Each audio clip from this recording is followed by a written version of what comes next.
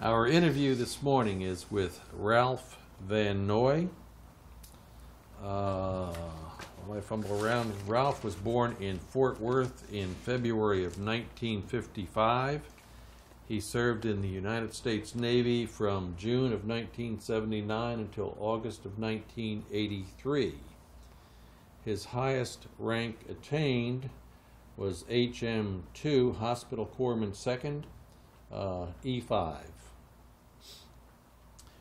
This interview was recorded at Burleson, Texas on Saturday, May the 28th, 2011.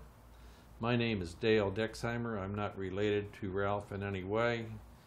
Milton Gibson and Gary Burton are our two videographers who are in the room. This interview is conducted for the Veterans History Project at the Library of Congress and also for Operation Remember, City of Burleson, Texas.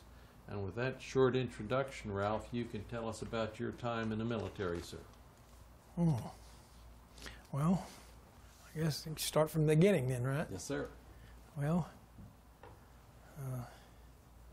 I started out, I went to boot camp in San Diego, California, and they put me in the Drum and Bugle Corps. They asked for anybody that had any musical background or any college, and I didn't have any college, but I had band from 4th grade all the way up through the 11th grade.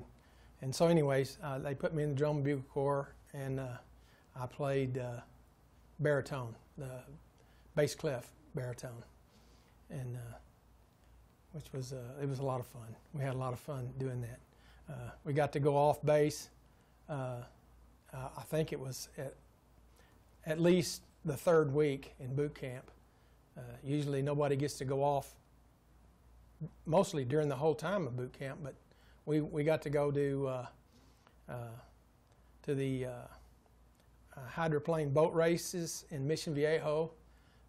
We played there. We played at, I don't know, 2 or 3 college football games that we traveled by bus and played at halftime.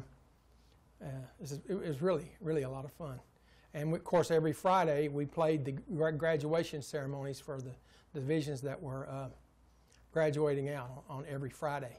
We had to do the pass and review and march through and play all the songs that we needed to play for graduation.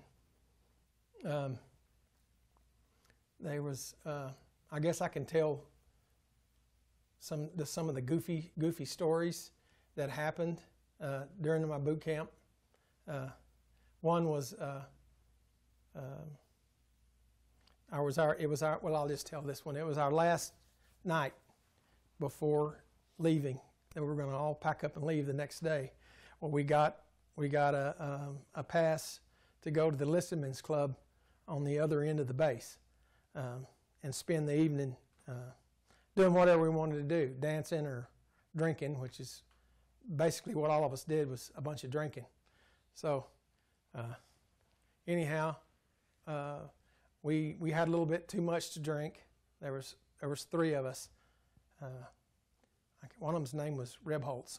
I can't remember the other 2 guys' last names, but anyhow, we were about 5 minutes late getting out of there, and we had to go completely across the base, and we did. And as soon as we got across the main grinder at the center of at the far edge of the base, the night watch grabbed us and immediately lifted our cards, our IDs, and took us to the Master Chief of Security on the base. And what had happened was a couple of guys in our company got beat up in front of our barracks that night, and had gotten sent to the infirmary. And then when they did that, they automatically did a bunk check, and us three and those two were missing. So, of course, they caught us right there. But, of course, he grilled us for about 30 minutes, screaming and threatening to send us all back to day one, and which I wanted to cry at that point because I didn't think I could make it through it again.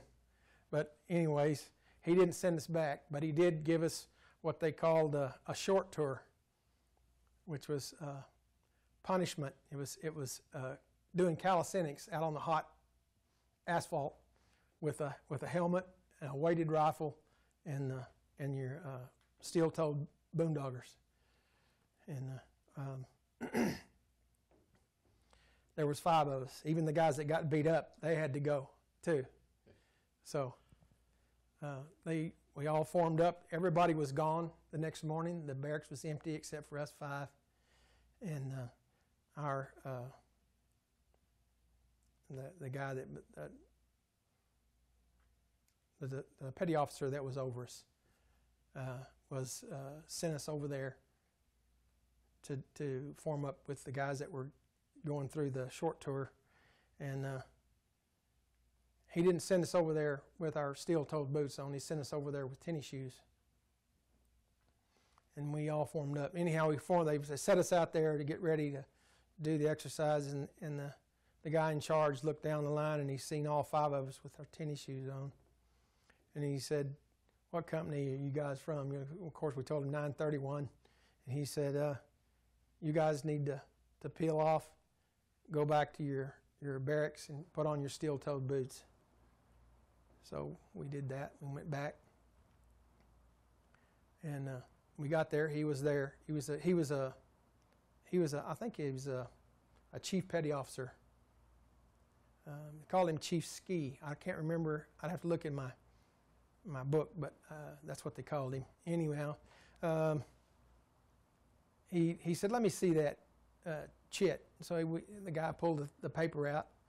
It's a walking paper. You had to have a paper everywhere you went, and so anyhow, he took it and he looked at it, and he said, "You're supposed to have steel-toed boots on instead of your tennis shoes." We said, "Yes, sir." He said, he looked at that thing, and he looked at us, and he just ripped it. He ripped it up, and he threw it in the trash, and he said, "You guys get the hell out of here." So, you've never seen 5 guys get into a dress uniform and peel out. I ran and was screaming for a taxi to get out of there and get out from under that. And so, because I knew I couldn't make it through a short tour, I'd seen them doing it during the whole boot camp, and it's unbelievable. But they did it like, I don't know, it looked like to me it was like all day. And they were out there, the guys were just out there sweating bullets. I mean, pools of sweat underneath them in the hot. It was summertime. It was like, I don't know, August, and it was hot. And I knew that I wasn't going to be able to make it. So I was really thankful that he cut us loose. So that was pretty much the and there was another one, a funny one that was in the band hall, the corps hall. We were practicing.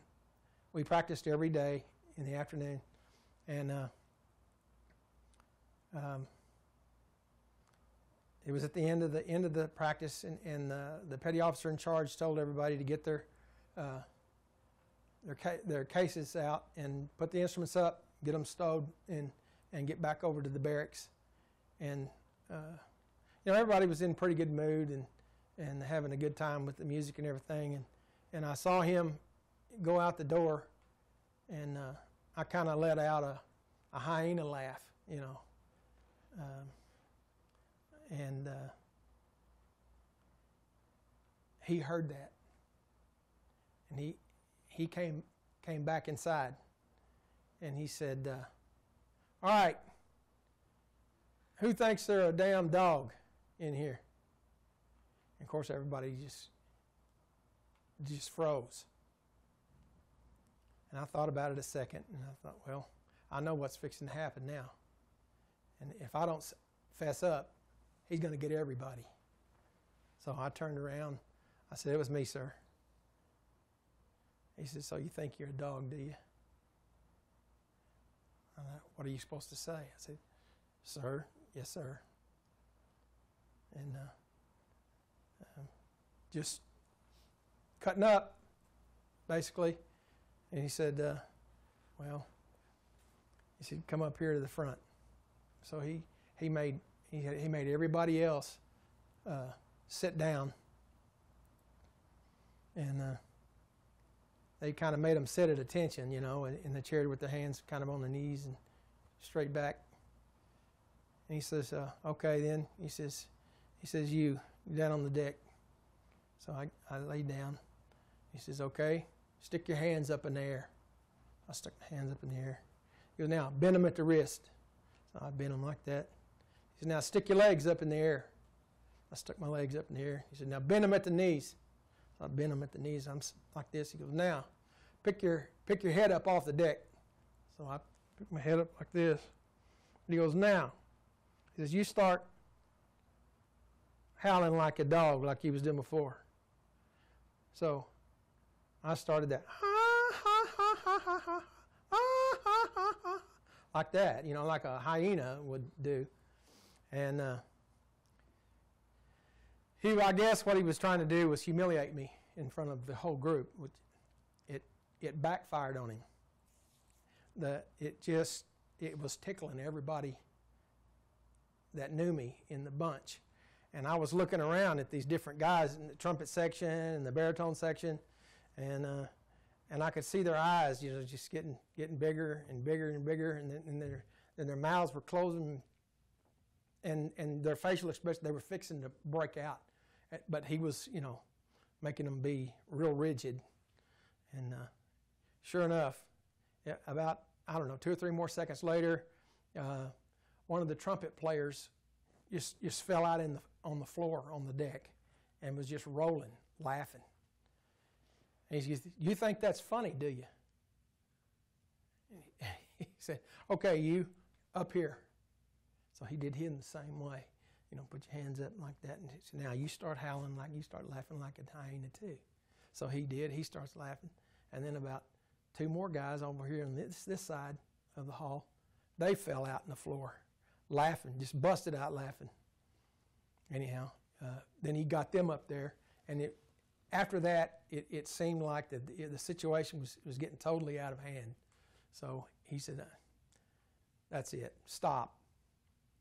You guys get your instruments put away and get this band hall cleared up and get your butts back over to the barracks." So anyhow, it was a lot funnier than what I could make it sound. But on the way back, there was one of the baritone players walked over to me. He said, "Van Noy," he said, "I swear to God, that's the funniest thing I've ever seen in my life." He said, "I'll never forget you." So that stuck in my mind on that deal. And that was pretty much the funniest thing that happened in boot camp. But after boot camp, I went to the 2 weeks advanced training, which gives you shipboard life, how to act on board a ship, you know, front to back, one side, you know, the different directions, starboard, port, starboard, you know, you got different directions you got to go, you know, they want you to go that way. But anyhow, and how to address the yourself whenever you're coming on board the ship properly, and it teaches you all that stuff. I did that for 2 weeks. And then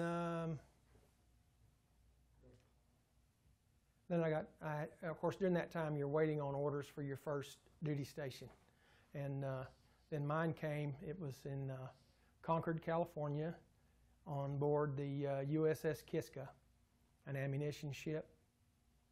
And I think I was on board there probably close to 10 months before I got orders to go to hospital corpsman school. And during that time, I was put into the 1st Division, which is with the bosun mates, and that's what I did. They found out that I was a professional painter. I was my civilian job was a union painter. I belonged to the local 318 out of Fort Worth, and once the second-class bosun mate found out that I was a painter, he fell in love with me, because he stuck me on the end of a 2-gallon pot, a pot that they painted the compartments with, and he would get the guys in there ahead of me, masking off everything, and I could spray one out in a couple of hours. So he was a happy guy, and of course the word gets back to the division officer about that, and so it was good for me that I wasn't some guy just coming out there just to, smoke dope on the side along the side rails and and screw off most of the day, like a lot of them did. But anyhow, that part of that I got in the deck division. We had to rotate shifts around the clock, doing driving the ship and taking the watches and everything, and then you had to rotate around the ship. And whatever you got drawn up for whatever shift, whatever hour, you had to get up and go do it. And I can't remember if it was probably 4 hours. I'm not sure. I can't remember now. But I got to meet the captain of the ship. I can't recall. I want to say Clark, but I can't remember. He was out of Alabama, and he pulled me off. I was at the helm, and he had the bosun mate of the watch relieve me, and he pulled me out to where the captain sits on the main deck, and we sat there and talked, I know, for 30 minutes, and I thought that was kind of different. He wanted to know all about me and my family, where I come from, and what my aspirations were in the Navy. And when I told him what my plans were about becoming a corpsman, he chuckled. He says, "So, you want to be a pecker checker, do you?" And I hadn't heard that before. I said, "Well, yes, sir. I guess that's what I want to do. Maybe not exactly that way, but I didn't look at it that way. But he wanted in his mind, he wanted me to. He wanted to send me to school to become a navigational quartermaster. And drive the ship. That's what his ideas were for me. But I told him that I had that the recruiters had told me that there was a program called PSI, which is Programmed School Input. It's they put your name into the system, and they had slots in the schools, and when that slot opened up, your name would get pulled, and then they would notify you to go to school. Well, mine came about 11 months into my enlistment when I got orders to go to the corpsman school in San Diego, California, at Naval School of Health Sciences, and I can't remember what month it was. I'm thinking it was close to the summer, and did that. Graduated with honors, with a 95 grade point average, and in doing so, it gave me the opportunity to pick the area of the hospital that I was going to work in. So, and I picked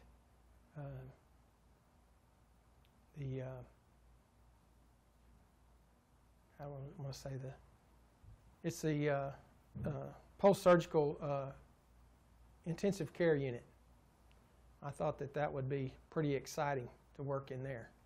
Little did I know that I wasn't really adequately prepared with coming out of Corpsman school to go into such a high-tech place. But I did it, and you always had nurses helping you one-on-one. It was always a one-on-one situation with the patients in the intensive care unit, very sick people. And it got to where I couldn't handle the pressure in there, and I requested to transfer out. And they wouldn't let me transfer out of that area, but there was like a collateral side area that was with the intensive care unit, which was post-surgical recovery. And so I transferred there, and I like that. I like that a lot better. A lot less pressure, a lot less sick people. They're just post-surgical, and all you're doing there is basically waking them up and getting them back up to their room, ward rooms, wherever they're going to be taken care of.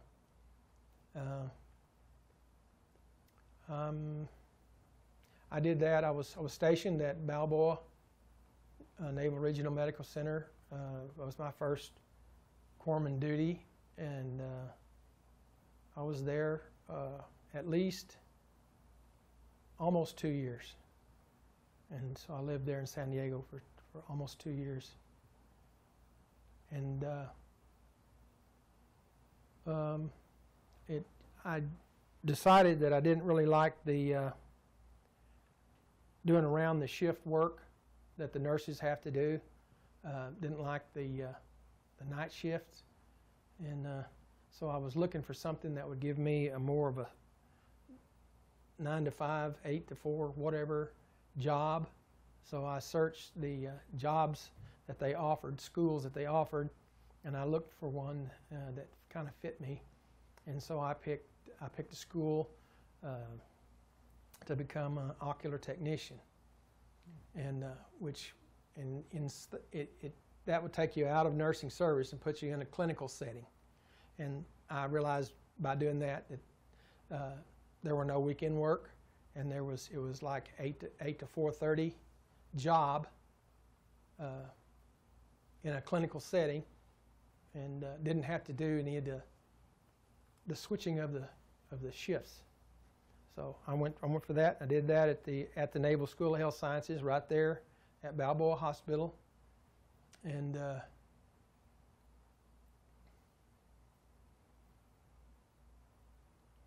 I thought I'd try. Well, during that time, my first wife was well, she'd pretty much given up on the marriage because I was hardly ever there. And she began to play around quite a bit. And I found out about it. And that's one of the reasons I requested out of the ICUs, because the pressure from the home life and from the stuff that I was having to learn and the responsibilities was just, it was too much. So anyways, it all played together. And anyways, after my eye school, I wound up getting divorced, and so I had to do that, and then I requested to move. During that, I requested a total getting away from the West Coast, so I transferred to the Naval Regional Medical Center at Charleston, and that was where I ended up my active duty time as a ocular technician, working with the surgeons there. Commander Grady was the head surgeon, and then Dr. Stern and Dr. Sizemore were the surgeons that I worked with while I was there. And that's pretty much, and I had a good time there. It was a great job. I found out that I loved what I was doing. But when it come time for my re-enlistment, I decided that I wanted to come home because I missed my daughters. I had 2 daughters from my first marriage, and I thought I needed to come back home. And that was a decision for me leaving service, which in retrospect, I've found that they would have been just fine without me, but and I made a big mistake leaving active duty in the Navy because it was a job that I loved. I loved the structure. I loved the advancement that you could, a ladder that you had to climb. It was as far as you wanted to take it. And I realized that. But looking back, and I did, after I left active duty, I did sign up for the reserves here at Naval Air Station in Grand Prairie. And I did 4 years. But during that time, I was about, I don't know, maybe a year into that reserve duty. My wife, my second wife, was diagnosed with leukemia. And I had 2 boys and a stepson. And she wasn't very, very sick at the first, but it required a lot of my time to take her from here to MD Anderson in Houston, and go to, that's where she was getting most of her treatment. And so I requested to be put into the IRR, which is the inactive ready reserve, and that's how I finished out my term in service in the reserves, and that's pretty much it. A couple questions for you here, Ralph. I guess you went to high school in Fort Worth? Yes, I graduated from Richland High School. Okay. In 1973. And then you enlisted when you went in. You enlisted in the Navy. You were not drafted. No, I wasn't drafted. I enlisted. Okay. And had been a painter, like house painter. Yes, a commercial. What we did, when I did it as from like 14. My dad was a painter, and his dad was a painter, and my dad at that time was in business with his brother, and they were building homes in Bedford, Texas. Bedford and Colleyville, Bedford mainly. And yeah, I was doing house painting work then. And then when I graduated high school, my dad was a member of the local 318 in Fort Worth. And that summer, as soon as I graduated, I joined up as an apprentice. Okay. And I did 2 years apprenticeship, and then turned out as a journeyman. I think it was 1975. Okay. So you went to boot camp, got in the Drum and Bugle Corps. All that marching that you had to do, how many members did you have in the Drum and Bugle Corps? There was probably 50, 60, maybe. Okay. And then we had the 50 state flag team. That's another thing that we used to call each other. We called the Drum and Bugle Corps called the 50 state flag team the 50 state fag team, and they called us the Come and Dribble. I probably didn't have to throw that in there, but I always thought that was funny. It's your interview, Ralph.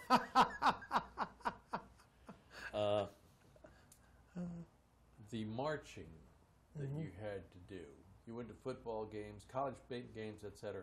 But since you had all this training through high school, etc., so the marching, the obliques and the left 45s, the right 45s, the about faces, all that was pretty much second nature. Yeah. You didn't clang your horn with somebody else's no. horn and all that? No. Okay. No, because I also had ROTC from junior high until the 11th grade. Okay. So when you chose to be a corpsman, why do you want to be a corpsman? Well, I don't know. I guess there's just something inside of me that likes to help, and maybe I got that from my mom. I guess my mom was in training in Fort Worth, one of the Fort Worth hospitals, for nursing, and I saw a little bit of that growing up. Maybe that's pretty much Okay. what had to do with that. You went on and became an ocular specialist. Mhm. I had retinal surgery a couple years ago, so I got some idea what you're talking about. Pretty specialized field. It is highly specialized. These surgeons, you mentioned 3 by name that you worked with. What sort of eye surgery did you do at a naval hospital? Well, we did all kinds of muscle surgeries that were we have deviated eyes, or probably call a lazy eye or whatever. They did the rectus resections is moving the muscles to where they cut them and reattach them to the eye to make the eye come into alignment. We did cataract extractions with lens implants. We did at least one retinal banding from a detached retina.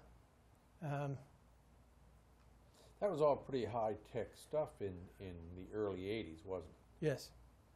Yeah, they were starting to play around with the, called it the retinal keratotomy, which is, I think the Russians brought that, and it's what they do now to correct astigmatism. And I don't know exactly what they call it. All these surgeons are doing it now. The people that have glasses and they come out without the glasses after, they do surgery on the cornea, which is where your astigmatism is. And yeah, they were just starting that to learn that procedure. When you got out, you were in Charleston, wanted to come back and be with your kids here in the Metroplex. You ever think about, did they have an ocular specialist at like NAS Dallas? No, I don't think so, no. Okay. So there wasn't an option for you to come back and work in your field somewhere here close to home? Matter of fact, I did apply at Ophthalmology Associates in Fort Worth. Okay. But the specialties and the things that I knew as far as being able to work in surgery and everything, they weren't looking for a surgical technician. They were looking for somebody to just do visual acuities and make appointments and put the folder in the doctor's door. That's not what I wanted. So what do you do now? I went back to professional painting. I'm a member of the local 53 out of Dallas, okay, because the local in Fort Worth is gone. So that all that specialized training, really where you did the most good was when you were in First Division. You were out there chipping and hammering and yep, painting and having a big time. Yep, I was at home then. You bet. Yeah. Okay. Well, Ralph, thank you for taking the time to come see us this morning. It's certainly a different story than we hear about most folks. Mm-hmm. We appreciate you coming by and appreciate your time in the service, sir. Thank you for listening to me. You bet. I enjoyed it.